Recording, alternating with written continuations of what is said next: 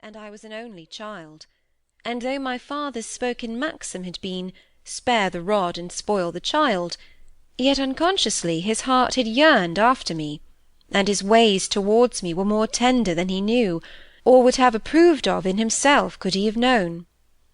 My mother, who never professed sternness, was far more severe than my father.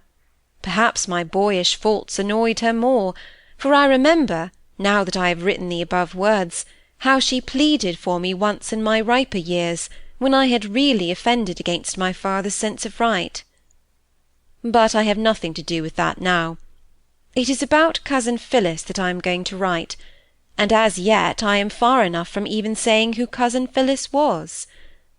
For some months after I was settled in Eltham, the new employment in which I was engaged, the new independence of my life, occupied all my thoughts.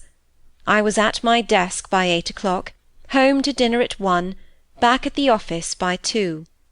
The afternoon work was more uncertain than the morning's. It might be the same, or it might be that I had to accompany Mr Holdsworth, the managing engineer, to some point on the line between Eltham and Hornby. This I always enjoyed, because of the variety, and because of the country we traversed, which was very wild and pretty, and because I was thrown into companionship with Mr Holdsworth, who held the position of hero in my boyish mind.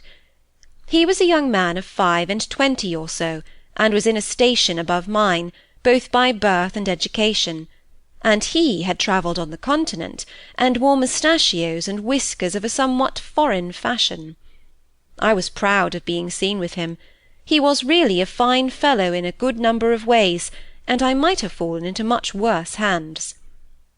Every Saturday I wrote home, telling of my weekly doings. My father had insisted upon this, but there was so little variety in my life that I often found it hard work to fill a letter.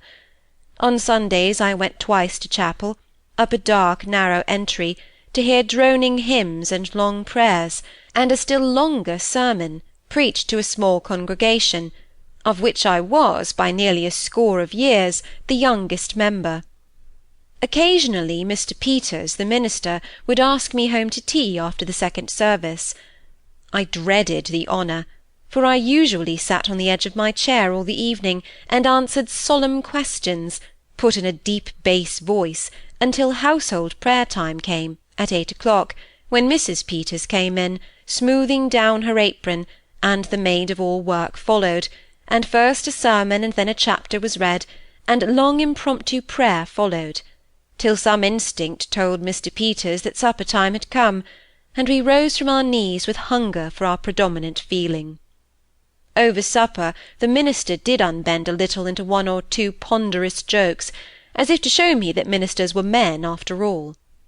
And then at 10 o'clock I went home, and enjoyed my long-repressed yawns in the three-cornered room before going to bed. Dinah and Hannah Dawson, so their names were put on the board above the shop-door, I always called them Miss Dawson and Miss Hannah, considered these visits of mine to Mr Peters as the greatest honour a young man could have, and evidently thought that if after such privileges I did not work out my salvation, I was a sort of modern Judas Iscariot. On the contrary, they shook their heads over my intercourse with Mr Holdsworth.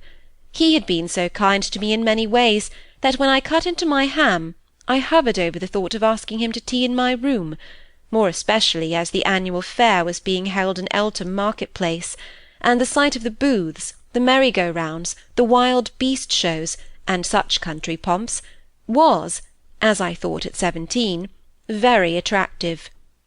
But when I ventured to allude to my wish in even distant terms, Miss Hannah caught me up, and spoke of the sinfulness of such sights, and something about wallowing in the mire, and then vaulted into France, and spoke evil of the nation, and all who had ever set foot therein, till seeing that her anger was concentrating itself into a point, and that that point was Mr Holdsworth, I thought it would be better to finish my breakfast, and make what haste I could out of the sound of her voice.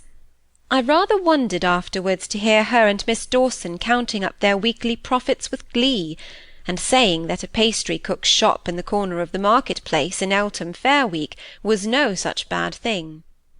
However, I never ventured to ask Mr Holdsworth to my lodgings.